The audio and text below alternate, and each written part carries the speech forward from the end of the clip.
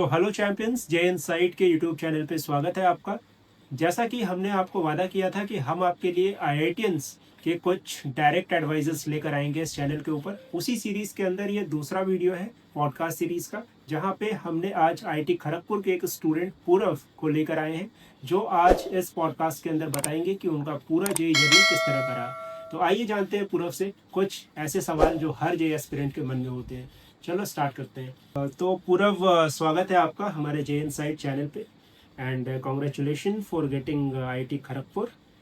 और आपने advance clear किया, इसके लिए मेनी मेनी कॉन्ग्रेचुलेशंस। पूरव, सबसे पहले एक छोटा सा इंट्रो आप हमारे ऑडियंस को एक बार दे दो। Hello, my name is Purva Patel and I am from IIT Kharagpur, from Ocean Engineering and Naval Architecture Department. मैं मध्य प्रदेश सिंगरौली से हूँ। तो पूरव, सबसे पुराना सवाल भी है और एक मतलब बहुत कॉमन सवाल भी बच्चों के मन में होता है जब वो तैयारी स्टार्ट करते हैं कि भैया आईआईटी क्लियर करने के लिए कितने घंटे पढ़ने होते हैं। आस इस पे क्या कहोगे?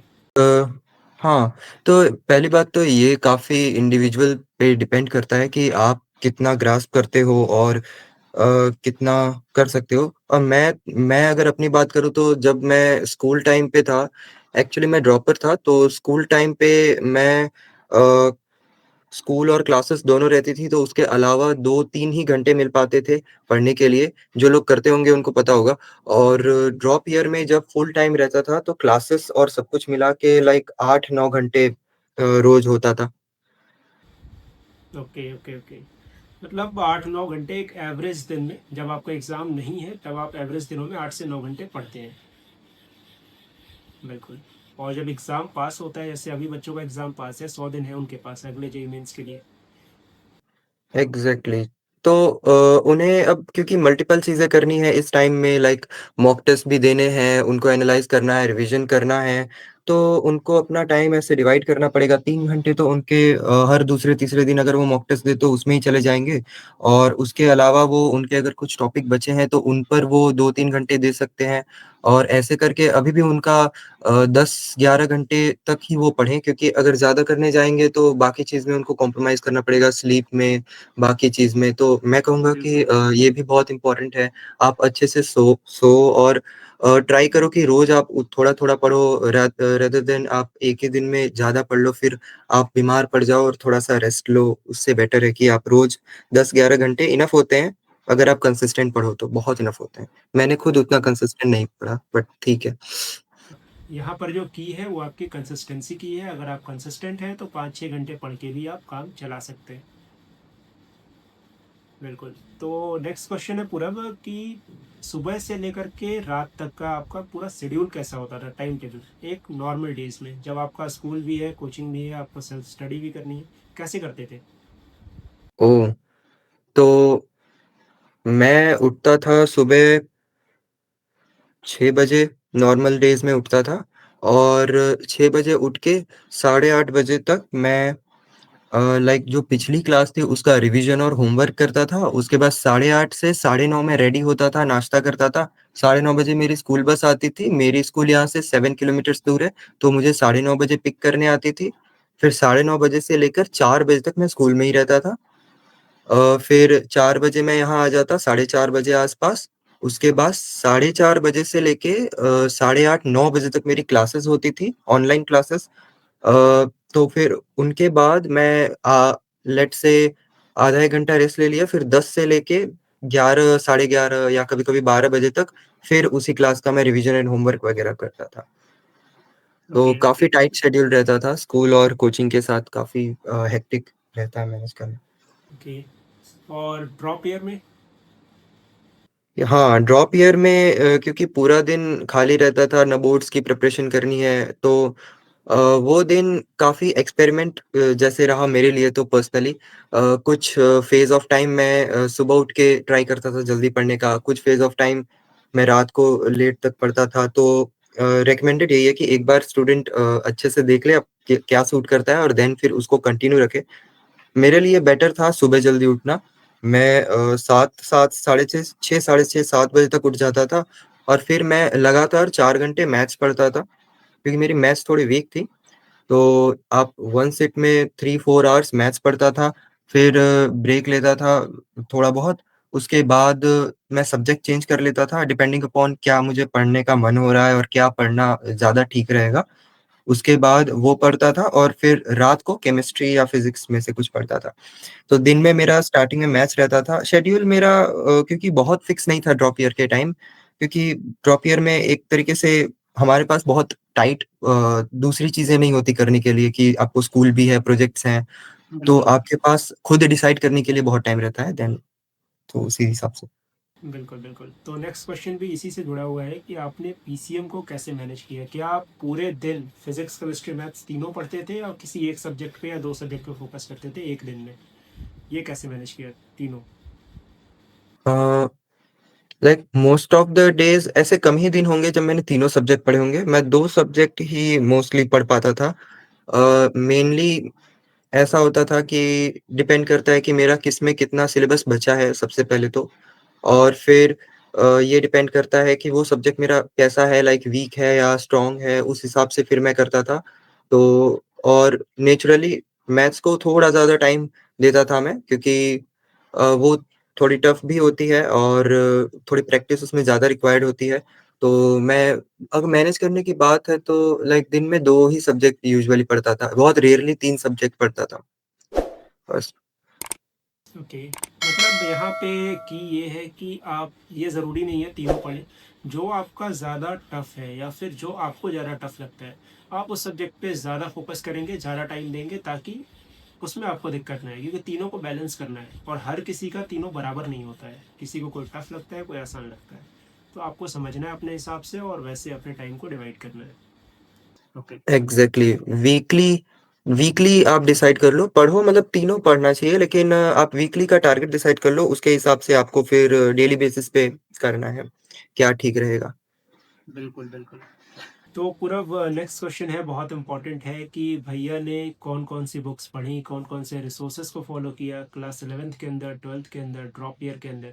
एक बार इस पे बताओ यार, और दोनों पर्सपेक्टिव से बताना, मेंस और एडवांस दोनों। ओके, तो स्कूल टाइम के साथ जब मैंने 12th के साथ प्रिपेयर किया था, तब उस टाइम तो क्योंकि ज़्यादा टाइम नहीं रहता था अलग से प्रिपेयर करने के लिए, मैं जो जिस भी कोचिंग में मैं था, उसका मटीरियल यूज़ करता था। उनके डीपीपीज़ और शीट्स वगैरह, अलग से उस टाइम तो मैंने कोई बुक यूज़ नहीं की थी, पीवाईक्यूज़ वगैरह ही करता था। ड्रॉप ईयर में आके मैंने बुक्स तो काफ़ी ली थी, लेकिन उसमें से यूज़ जो की थी वो मैं बताता हूँ। मैंने मैथमेटिक्स के लिए सिंगेज की बुक, जी तेवानी सिंगेज की बुक आती है, वो मैंने यूज़ की थी, और उसने मेरी मैथ्स काफ़ी इम्प्रूव कर दी थी। और फिज़िक्स के लिए भी मैंने सिंगेज ही ली थी, बट मैंने उसका मेजॉरिटी पार्ट फिज़िक्स का टीचर से ही पढ़ा था। और प्रॉब्लम्स के लिए पीवाईक्यूज़ और उस बुक से कुछ सवाल जो अंदर के एग्ज़ाम्पल्स हैं वो मैंने किए थे। और केमिस्ट्री के लिए मैं कंप्लीटली टीचर से पढ़ा था, बुक से नहीं किया था, क्योंकि केमिस्ट्री मैंने देखा कि मुझे बुक से उतनी समझ में नहीं आती है। टीचर अगर कोई है एक्सप्लेन कर रहे हैं अच्छे से तो ही मुझे समझ में आएगा। तो यस, मैथ्स में मैंने सिंगेज यूज़ की थी कंप्लीटली अच्छे से, और फिज़िक्स में 50% बुक और 50% टीचर, और केमिस्ट्री में कंप्लीटली टीचर, और बुक दोनों केस में सिंगेज की यूज़ की थी मैंने। ओके। आपने कहीं से कोचिंग लिया है क्या पूरब? तो 12th तक मैंने ऑनलाइन कोचिंग ली थी, फिर ड्रॉप ईयर में मैंने ऑनलाइन कोचिंग फिर से ली थी, बट मैं उसका यूज़ सिर्फ़ केमिस्ट्री के लिए कर रहा था, और मैथ्स और फिज़िक्स के लिए मैं बुक का यूज़ कर रहा था। फिज़िक्स के लिए कभी-कभी ही लेक्चर्स। ओके। ओके। तो जब आप कोचिंग भी आपको जाना है, आपको स्कूल भी जाना है और आपको सेल्फ स्टडी भी करनी है, तो कोचिंग और मेनली सेल्फ स्टडी में ना बहुत ज़्यादा बच्चे कंफ्यूज होते हैं। भैया 4 घंटे पढ़ के आए, फिर उससे रिवाइज करना है, फिर अगले दिन जो टीचर पढ़ाएगा वो भी थोड़ा पढ़ के जाना है, सेल्फ स्टडी भी करनी है, पुराने बैकलॉग्स भी करने हैं। तो इसको कैसे मैनेज किया? कोचिंग और ये सेल्फ स्टडी कैसे मैनेज होती थी? हाँ, तो मेनली जब हम लोग क्लासेस करते हैं, जेईई की क्लासेस करते हैं, तो हमें आइडिया लग जाता है कि हमें क्या पढ़ना है। तो हम जैसे क्लासेस हो गए, उनके बाद सबसे पहला काम रहता है वो क्लासेस को रिवाइज़ करना। फिर क्योंकि अगर स्कूल है तो स्कूल और कोचिंग अगर दोनों हैं, तो उस टाइम अलग से हमें सिर्फ़ क्लास को रिवाइज़ और कुछ क्वेश्चन्स करने का ही टाइम मिलता है। बाकी जो बचा हुआ पेंडिंग वर्क होता है वो हम वीकेंड्स में कर लेते हैं। जब छुट्टी रहती है उस टाइम हम बहुत ही वो इम्पोर्टेंट टाइम होता है छुट्टियों का, उसमें बहुत अच्छे से हम लोग कवर कर सकते हैं। और जिस दिन स्कूल नहीं होती तो उस दिन हमारे पास टाइम ठीक-ठाक होता है क्लासेस के साथ-साथ। स्कूल नहीं है बट कोचिंग की क्लासेस हैं। तो हम लोग के पास इनफ टाइम है, हम मैं क्लास भी करता था, देन रिवीजन भी करता था, उसके बाद उसके क्वेश्चंस या शीट्स हैं वो भी लगाता था और फिर मार्क कर देता था, कुछ इम्पोर्टेंट हो तो उनको फिर वीकेंड्स में फिर से रिवाइज़ करने के लिए, उस हिसाब से। बिल्कुल, जिनका कोचिंग, स्कूल ये दोनों है, उन्हें ये करना है कि अपने वीकेंड्स को बहुत प्रॉपरली यूज़ करो। सैटरडे, संडे आपकी छुट्टियाँ होती हैं। इंडिया में बहुत सारे फेस्टिवल्स आते हैं, उनकी छुट्टियाँ होती हैं। उनको बहुत अच्छे से यूज़ करो और एक अच्छे टाइम शेड्यूल के साथ, एक अच्छे टाइम टेबल के साथ पहले से बना के रखो कि मुझे इस तारीख को ये वाला काम करना है और उस दिन वो कर लेने हैं। बिल्कुल। तो इस पूरे जेई जर्नी के दौरान जो सबसे इम्पोर्टेंट चीज़ है वो है रिवीजन, क्योंकि चैप्टर बहुत बड़े हैं, बहुत सारे चैप्टर्स हैं, है ना। 11th 12th मिला के मुझे लगता है 50 60 70 चैप्टर्स आ जाते हैं। अब इतने सारे चैप्टर्स को रिवाइज कैसे किया? हाँ, तो रिवीज़न बहुत ही इम्पोर्टेंट है, मैं तो इस पे काफ़ी इम्पोर्टेंस देता था। लाइक रिवीज़न तो मैं लाइक पिछले चैप्टर्स जो हो गए, मैं एक लिस्ट रखता था अपने पास बेसिकली कि कौन से चैप्टर होते जा रहे हैं और किन-किन का रिवीजन मेरे को करना बचा है और रिवीजन में क्या करना है वो भी बहुत इम्पोर्टेंट है कि आप पहले से डिसाइड करके रखो कि रिवीजन में क्या करना है। जैसे मैं जैसे ही चैप्टर खत्म होता था तुरंत थोड़ी देर रख के मैं जो पूरा चैप्टर हुआ उसके शॉर्ट नोट्स बना लेता था और शॉर्ट नोट्स में मैं वो टॉपिक के जो इम्पोर्टेंट पार्ट हैं वो लिखता था और कुछ इम्पोर्टेंट क्वेश्चंस के मैं सिर्फ क्वेश्चंस लिख देता था, आंसर फिर बाकी मेरे को मिल जाएँगे आराम से। तो वो शॉर्ट नोट्स बना के रखता था और बाद में मैं उन्हीं शॉर्ट नोट्स को बार-बार मेंस के लिए उन्हीं शॉर्ट नोट्स को मैं बार-बार रिवाइज़ करता था क्योंकि मेंस में क्या होता है कि आपको पेपर के टाइम पे वो फ़ॉर्मूला या वो कांसेप्ट रिकॉल फ़ास्ट होना चाहिए। तो उसके लिए आपने जो एक फ़िक्स चीज़ करी है वही आपको बार-बार हेल्प करती है। तो रिवीजन के लिए मैं शॉर्ट नोट्स बना देता था और एक लिस्ट रखता था चैप्टर्स की। कि ये चैप्टर हो चुका है, तो मेरे पास इसका शॉर्ट नोट्स है। तो बाद में जैसे 2-3 महीने चले गए और वो चैप्टर मैं भूल रहा हूँ, तो वापस से वही शॉर्ट नोट्स निकाल के मैं वो चैप्टर रिवाइज़ कर लूँगा और फिर उधर जो लिस्ट थी, उधर टिक मार्क कर दूँगा और एक और सर्कल बना दूँगा अगले 2-3 महीनों के लिए, क्योंकि भूल हम लोग रेगुलरली जाते हैं। तो ऐसे बिल्कुल। करके 2-3 महीनों में एक-एक चैप्टर हर चैप्टर बार-बार रिवाइज़ होता जाता। उसमें लाइक हार्डली आधा घंटा लगता है, बट चैप्टर कंप्लीटली आपको माइंड मैप आपके दिमाग में अच्छे से बन जाता है।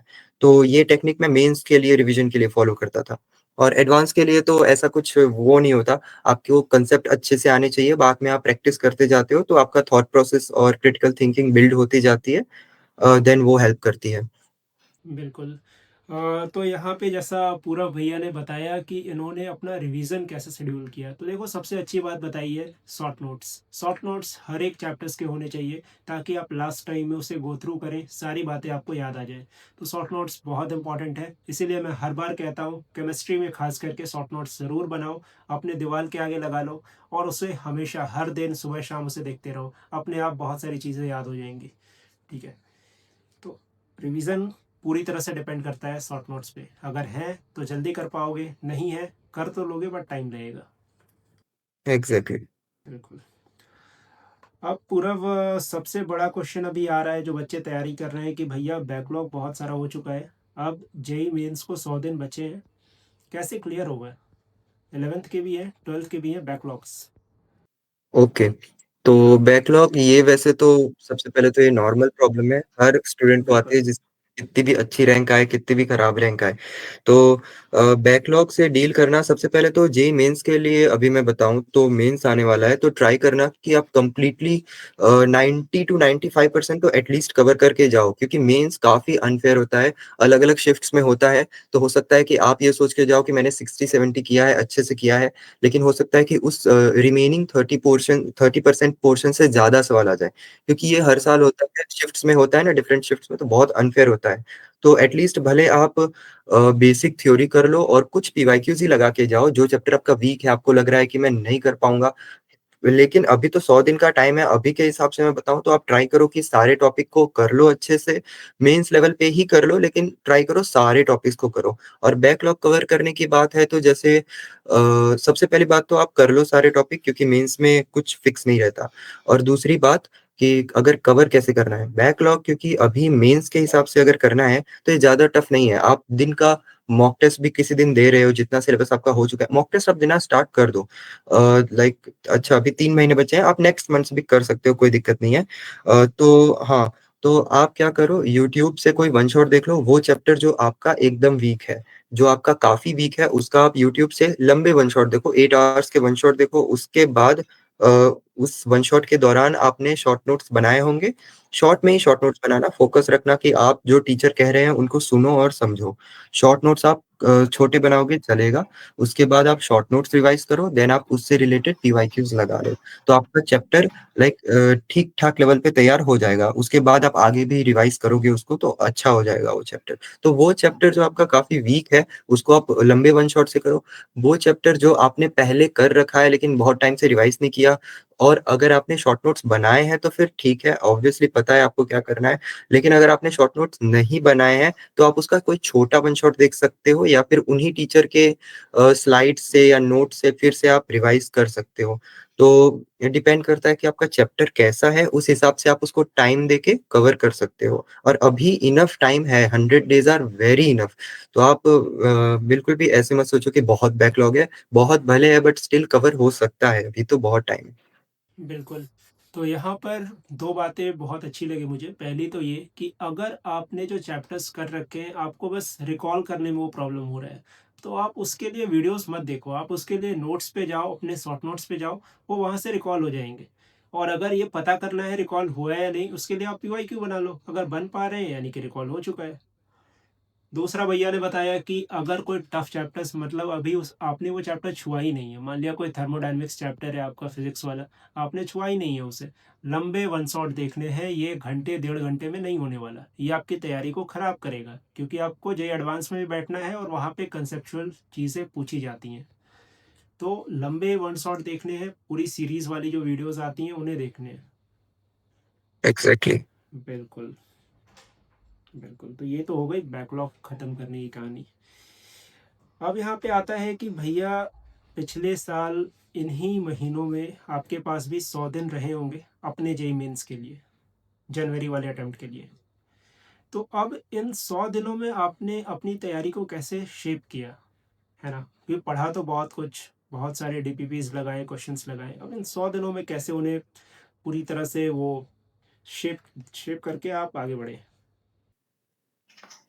हाँ, तो अक्टूबर के टाइम लास्ट ईयर मेरा मेरा मेन फ़ोकस था सिलेबस कवरेज पे, जो चीज़ें मेरी बची हैं उन पे मैं फ़ोकस ज़्यादा कर रहा था। टेस्ट जो है अभी के टाइम पार्ट टेस्ट ही दे रहा था और उसकी फ्रीक्वेंसी लाइक कम ही थी, 7 और 14 दिन लाइक हफ़्ते 2 हफ़्ते में 1 आध बार दे ही देता था मैं टेस्ट पर। और मेरा लेकिन मेन फ़ोकस था वो था कि मैं मैक्सिमम यानी कि सारे के सारे टॉपिक कवर कर लूँ और उनके पीवाईक्यूज़ लगाऊँ। तो मेरा मेन फ़ोकस अभी के टाइम पे तो सिलेबस को कवर करना और सारे टॉपिक को रिवाइज़ वगैरह करना था क्योंकि अक्टूबर और नवंबर मैंने मेनली यही किया था। दिसंबर से मैंने अच्छे से मॉक टेस्ट सिर्फ़ मॉक टेस्ट ही देना अच्छे से स्टार्ट किया था। लाइक मैं ऑलमोस्ट डेली या हर दूसरे-तीसरे दिन ही एक मॉक टेस्ट देता था। कोई भी आप अच्छी सीरीज़ ले लो मॉक टेस्ट की या फिर आपकी कोचिंग अच्छी है तो उनके मॉक टेस्ट आप दो। तो मैंने मॉक टेस्ट की एक सीरीज़ ली थी तो उसके मैं मॉक टेस्ट हर दूसरे-तीसरे दिन देता था और फिर उनको एनालाइज़ करना स्कोर को अच्छे से और फिर उसके हाँ, हिसाब नेक्स्ट से जो क्वेश्चन हमारा टॉपिक मेरा वही है वीक है कि उसको कवर आप करना। मॉक टेस्ट को एनालाइज कैसे करते थे? अगला सवाल वही है हमारा। आप म्यूट हैं सर। नेक्स्ट क्वेश्चन हमारा वही है कि आप अपने मॉक टेस्ट को कहाँ से देते थे और उसे एनालाइज कैसे करते थे? तो मॉक टेस्ट मैंने जेईई 1 के मॉक टेस्ट आते थे, उसका नाम क्या था उस मॉक टेस्ट सीरीज़ का? जेईई 1 की ही एक मॉक टेस्ट आती थी, अभी वो ओके आ ओके। जाएगी एक्चुअली दिसंबर में। तो वो मॉक टेस्ट एक्चुअली मैं दिसंबर से देना स्टार्ट किया था, 1 दिसंबर से ही मैंने एग्ज़ैक्ट स्टार्ट किया था, मुझे याद है। तो मेरी फ्रीक्वेंसी रहती थी हफ्ते में 3 टेस्ट की फ्रीक्वेंसी रहती थी और उसके अलावा मैं चैप्टर वाइज़ भी टेस्ट बीच-बीच में दे दिया करता था। जैसे कोई चैप्टर मुझे लगता है कि उसमें प्रैक्टिस की ज़रूरत है, जैसे सर्कल्स लेट से, तो उसका मैंने 100 नंबर का 1 घंटे का वो टेस्ट मैंने दे दिया। तो जो चैप्टर मेरा वीक है लाइक मैंने उसका दे दिया। तो जो फुल टेस्ट सिलेबस टेस्ट की मैं बात कर रहा हूँ, फुल सिलेबस टेस्ट की, तो वो मैंने 1 दिसंबर से देना स्टार्ट किया था, 11th-12th दोनों के। उसकी फ्रीक्वेंसी लाइक 2-3 पेपर्स 1 हफ्ते में, और ये मैंने किया था पेपर के 15 दिन पहले तक। हाँ, पेपर के 10-12 दिन पहले तक मैंने किया था, क्योंकि उसके बाद से मैंने टेस्ट देना बंद कर दिया था, लाइक नॉर्मल रिवीजन करता था। जो टेस्ट मैंने इतने सारे दिए, लाइक मैंने 45 समथिंग डेज तक टेस्ट दिए थे इसी तरीके से, और टोटल पेपर्स मेरे 15 papers are more than enough, like I think मैंने 14-15 ही पेपर्स दिए थे फुल सिलेबस के, 300 नंबर के, ओके। एग्जैक्टली जेई पैटर्न के। वो टेस्ट सीरीज आप लोगे जेई 1 की, तो आपको पता चल जाएगा। तो वो काफी रेलेवेंट थे वो, और उनको 15 पेपर्स दिया, और फिर हर पेपर को के बाद मैंने उसकी एनालिसिस की, उस पे जो क्वेश्चन नहीं बनते थे वो मैंने लिखे। और बाद में जब वो 10-12 दिन बचे थे, साथ में मैं क्या करता था, मैंने कॉपी बना रखी थी टेस्ट एनालिसिस की, उस पे मैं हर टेस्ट के बाद ऐसे लिखता भी था कि 1 घंटे के बाद, पेपर के 1 घंटे के बाद मैं ब्लैंक हो गया था। और फिर मैं हम्म। कंप्लीट स्टोरी जैसे लिखता था। आधे 1 घंटे बैठ हम्म। के मैं यही करता था कि टेस्ट के बाद में ब्लैंक हो गया था, इस टाइम पे मैं अटक गया था, मैं इस क्वेश्चन पे अननेसेसरी टाइम ज़्यादा दे दिया था। तो इस टाइप की चीज़ें भी मैं उसमें लिखता था। तो जिससे क्या होता था कि बाद में जो 10-12 दिन होते थे पेपर के पहले, बेसिकली उस चीज़ को तो मैं हर अगले पेपर में पढ़ के ही देता था, ताकि मैं वो चीज़ अवॉइड कर सकूँ। लेकिन जो 10-12 दिन पहले जो सारे 15 पेपर्स मैंने दिए, उनकी जो लर्निंग्स है पूरी, उन्हीं पर मैं मेन फ़ोकस करता था, और कुछ ही सवाल लगाता था। लाइक रिवीजन और क्वेश्चंस दिन के 5-6 घंटे ही करता था, और बाकी 2-3 घंटे जो टेस्ट के क्वेश्चंस थे और जो लर्निंग्स थी, उन पे मैं टाइम देता था। बिल्कुल। तो ये आपने देखा कि स्ट्रेटजी किस तरह की थी मॉक टेस्ट की। अब आते हैं यार थोड़ा सा एकेडमिक से हटके, जो हमारा लास्ट क्वेश्चन है कि भैया पूरे जेई जर्नी के दौरान मोटिवेटेड कैसे रहे, क्योंकि 2 सालों की जर्नी होती है, कुछ लोगों की 3 सालों की होती है। तो कैसे अपने आप को बैलेंस करना है ओवरऑल, मेंटली, फिजिकली, सोशली, हर तरह से। हाँ, तो पहली बात तो ये बहुत नॉर्मल है कि मेंटली थोड़ा डिस्टर्ब होना जेईई के दौरान, इट्स वेरी नॉर्मल, क्योंकि आपको 2-3 साल तक वो ही सिलेबस पढ़ना है, वही चीज़ें पढ़नी है, और काफ़ी ज़्यादा पढ़ना है। बीच में ऐसे भी टाइम आते हैं कि जब आपको लगता है बिल्कुल पढ़ने का मन नहीं करता, और लगता है कि कुछ सही नहीं चल रहा, लाइक टेस्ट में नंबर नहीं आते, और स्कूल में भी दिक्कत है, सब जगह आपको ऐसा लगेगा। लेकिन आपको थोड़ा-सा आगे का सोचना है कि मैं पहले बता दे रहा हूँ कि ये नॉर्मल है, तो इसमें कोई दिक्कत नहीं है। और दूसरी बात मोटिवेशन की, तो मोटिवेटेड हमेशा कभी नहीं रह पाते हम लोग। हम लोग को लाइक हमें ऐसी कोई एक चीज़ ढूँढ के रखनी है, जो हमें लाइक हम लोग पढ़ लें पूरे दिन 7, 8, 9, 10 घंटे, तो उसके बाद हम क्या करें अपने आप को एक देने के लिए, थोड़ा एन्जॉयमेंट के लिए, किसी ने कोई लाइक मूवी देख ली, किसी ने गेम्स खेल लिए, बट यस वो पढ़ने के बाद होना चाहिए। वो सिर्फ़ इसलिए है जिनको लाइक मोटिवेशन नहीं आता, एक टाइम के बाद किसी दिन मोटिवेशन नहीं आ रहा है, कहीं घूमने चले जाओ, तो वो हम कर सकते हैं, क्योंकि ये नॉर्मल है अगर मोटिवेशन नहीं आ रहा है, पढ़ने का मन नहीं कर रहा है, क्योंकि ये सबके साथ होता है, मेरे साथ भी होता था। तो और जो मैंने अभी भी पहले भी बताया अपनी एकेडमिक स्ट्रैटेजी कि मैं इतने घंटे पढ़ता था, ऐसे देता था, ये आई मीन बहुत ज़्यादा आइडियल केस है। ये मैंने 60 टू 70% डेज़ ही फॉलो किया होगा, वो भी मैं ज़्यादा बता रहा हूँ। और सारे ओके। जिनके अच्छे नंबर आते हैं, वो भी ऐसे ही फॉलो कर पाते हैं, क्योंकि 100% आइडियली फॉलो करना एक तरीके से इम्पॉसिबल है, कोई नहीं कर पाता। तो अगर आपसे गलती भी हो रही है, अच्छे से फॉलो नहीं भी हो पा रहा है, तो जितना मैक्सिमम कंसिस्टेंट रह रह सकते हो रहो, बाकी ऐसा लोड नहीं लेना है, करते जाना है। तो ऐसा ही है। बिल्कुल। बिल्कुल। अब यार लास्ट क्वेश्चन ये है कि अब आप एग्ज़ाम के डे पर चले गए, ठीक है, आप एग्ज़ाम सेंटर पे हैं, वहाँ पर आपका एग्ज़ाम स्टार्ट होने वाला है, 3 घंटे का जेई मेंस का पेपर है। अब एग्ज़ाम के दौरान किस तरह से आप पेपर को अटेम्प्ट करते हैं, किस तरह से अगर मान लिया कोई सवाल टफ आ गया तो उसे हट जाना है, या फिर उसमें कितने देर तक अपना वो लगाना है, तो कैसे वहाँ पे स्ट्रेटजी होती थी एग्ज़ाम में पेपर अटेम्प्ट करने की। यस, तो जेईई मेंस में ड्रॉप ईयर में जो मैंने मेनली मेरा स्कोर आया था अच्छा, जो मेन मेरा बेस्ट स्कोर था वो फर्स्ट अटेम्प्ट का ही था एक्चुअली, क्योंकि सेकंड अटेम्प्ट में मैं एडवांस और मेंस दोनों की तैयारी कर रहा था, तो फिर मेंस का उतना बेटर नहीं आया। लाइक तो जी मेंस में मेरा जनवरी अटेम्प्ट में ही मेन स्कोर था, और मैं कहूंगा आपको कि आप टारगेट करो जनवरी अटेम्प्ट को ही अच्छे से। फिर जैसा रहेगा फिर मैं उसके हिसाब से आप अप्रैल को टारगेट कर सकते हो। पेपर अटेम्प्टिंग स्ट्रेटेजी मेरी मैंने जो पिछले टेस्ट रिवाइज किए, जिस जो मॉक टेस्ट मैंने दिए थे, उन्होंने बहुत इंपॉर्टेंट रोल प्ले किया। उन्होंने मुझे एक पाथ या फिर कह सकते हो कि एक आइडिया अच्छे से मुझे दे दिया कि मुझे एक्चुअल पेपर में क्या करना है और क्या मिस्टेक्स अवॉइड करनी है। तो सबसे इम्पोर्टेंट बात वो है, क्योंकि मैं अपना तो बता रहा हूँ, लेकिन आप जब खुद से मॉक टेस्ट दोगे, आप अपनी पर्सनली ये चीज़ करोगे, अपनी मिस्टेक्स और अपनी पूरी टाइमलाइन लिखोगे हर टेस्ट की कि आप क्या करते हो, कैसे करते हो, तो उससे आपको आइडिया लगेगा कि आपको कैसे देना है। मैं अपना बताता हूँ कि जब जो मेरा टेस्ट था, फर्स्ट डे फर्स्ट शिफ्ट था, तो मैंने केमिस्ट्री से स्टार्ट किया था। मैंने सबसे पहले तो देखा था कि फिजिक्स और केमिस्ट्री में क्या ईज़ी है। तो मैंने देखा केमिस्ट्री थोड़ी ईज़ी है, तो मैंने केमिस्ट्री से स्टार्ट किया था। तो मैं क्या करता था, केमिस्ट्री में फटाफट जो इनऑर्गेनिक और ऑर्गेनिक थी, मेरी स्ट्रॉन्ग थी, और मैं सजेस्ट करूँगा आपको भी कि आप वो स्ट्रॉन्ग रखो, क्योंकि वो पेपर में काफ़ी अच्छा आउटपुट और रिज़ल्ट आपको देती है। भले आपको तैयारी करने में एफर्ट लगेगा, लेकिन पेपर के टाइम आपकी इनऑर्गेनिक और ऑर्गेनिक बहुत जल्दी हो जाएगी, खासकर मेंस में। तो वो मेरी स्ट्रॉन्ग थी। आप लोग भी अभी 100 दिन है, तो उसको अच्छे से स्ट्रॉन्ग कर लो। और उसको मैंने लाइक 15-20 मिनट तक इनऑर्गेनिक और ऑर्गेनिक के सवाल कर लिए, और मैं मार्क फॉर रिव्यू जो ऑप्शन होता है टेस्ट के टाइम, उसको अच्छे से यूज करता था। लाइक जो क्वेश्चन ऐसे हैं जो मेरे को लग रहा है कि मैं इसको कर सकता हूँ लेकिन अभी रिकॉल नहीं हो रहा है, तो उनको मार्क फॉर रिव्यू कर देता था। ठीक है, तो उसके बाद मैं वो हो गए 10-15 क्वेश्चंस इनऑर्गेनिक ऑर्गेनिक के हो गए, और 15-20 मिनट भी हो गए हैं। तो अब मैं जंप कर जाता था फिजिक्स पे, फिजिकल से पहले, क्योंकि मेरी पर्सनली फिजिकल वीक थी। तो फिजिक्स पे मैं जंप कर गया, और फिजिक्स के मैंने सारे एक बार से इजी मीडियम क्वेश्चंस आधे घंटे के अंदर अंदर कर लिए, जितने भी हो रहे थे, और जो नहीं हो रहे थे उनको मैंने मार्क मार्क फॉर रिव्यू कर लिया। ठीक है, ओके। और फिर